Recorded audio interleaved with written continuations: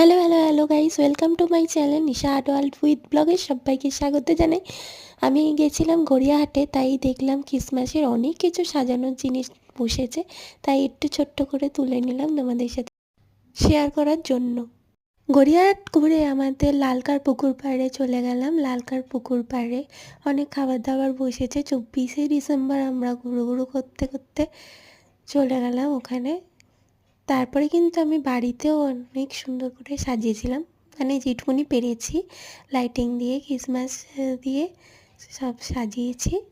কেমন লাগলো তোমরা জানিও, ভালো লাগলে অবশ্যই লাইক কমেন্ট শেয়ার করে দিও। Tata, merry Christmas.